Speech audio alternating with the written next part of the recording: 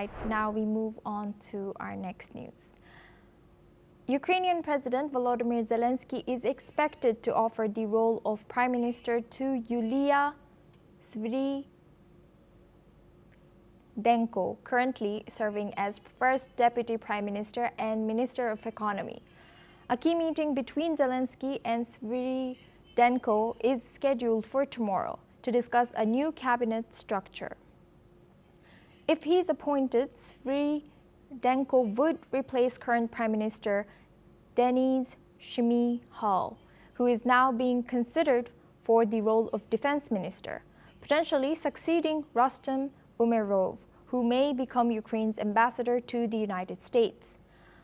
Other possible candidates for Defense Minister include Interior Minister Denis Kyrylenko and Digital Transformation Minister Mikhailo Fedorov.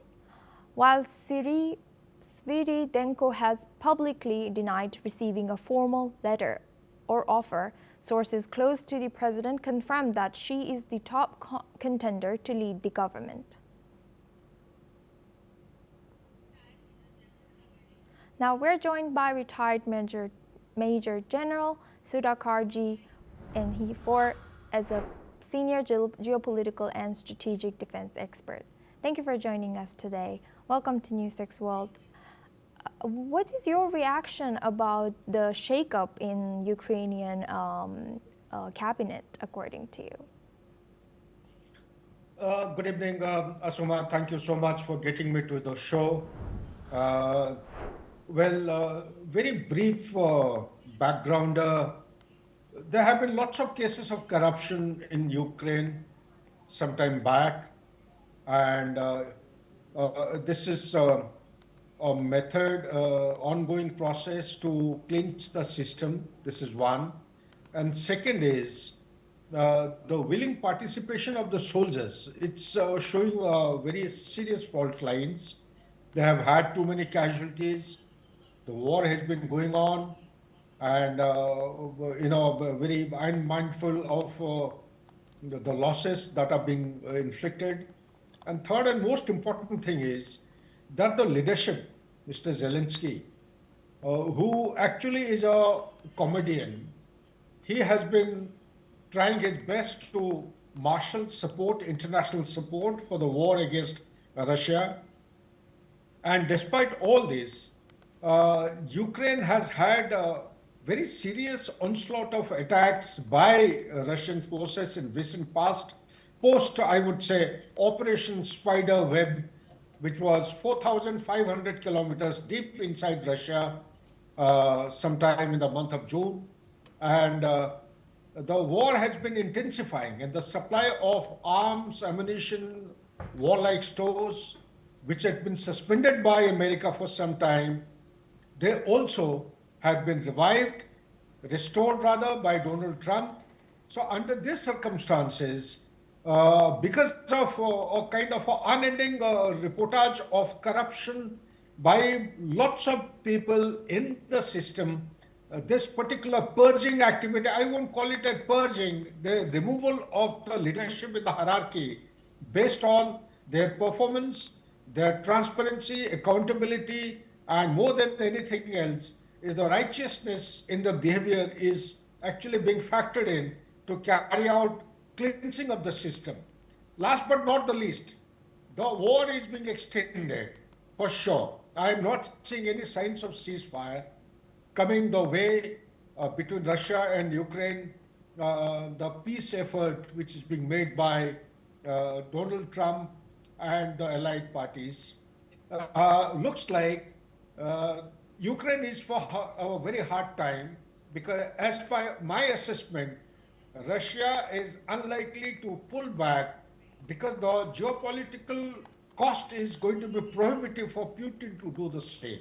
Although it is going through a hard time equally, yet it has been able to sustain the challenges, stand up to the challenges, revive the economy. By far, the Russian economy as of today is doing pretty well in comparison with the European Union and the American economy. Back to Asu. And Major General, according to your experience and background, what qualities and experience are important for someone to lead the defense ministry in a country at war, looking at this Ukraine situation? Well, very good question, Asoma. The first and foremost thing we are taught in the military forces is that the country comes first, always and every time. And when you have people who lack loyalty to the leadership, that is the first thing, actually, is not a selection but a rejection criteria. The second and most important thing is when you are leading a group of troops who are in the middle of a conflict, the connect with the troops on ground is very, very important. If the connect is not there, if the person or the leadership is only office bound and not going on the ground to listen to the problems, address the issues, the challenges the troops are facing on the ground, it actually works as a counterproductive parameter for a selection of a candidate for a very serious role. And third and most important thing is the ability, the hallmark of such leaders lies in the fact that he should be able to anticipate which direction the conflict is actually heading to. And as per my assessment, with the basic fundamentals which are available in the open source, the conflict is not likely to end very soon. Therefore, the country must prepare in catering for all the warlike stores, long range, short range, medium range, all kinds of weapons, the ammunition, and the criticalities which are actually facing not only the military population, the civilians.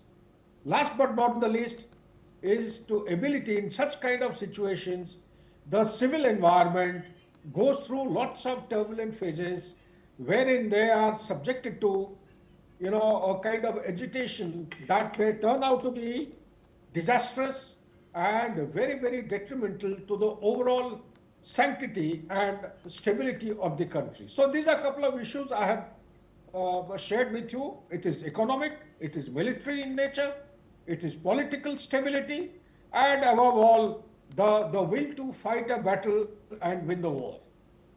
Thank you very much, retired Major General Sudhakarji, for joining us today and sharing that insight. Please stay with us as we move on to our next news.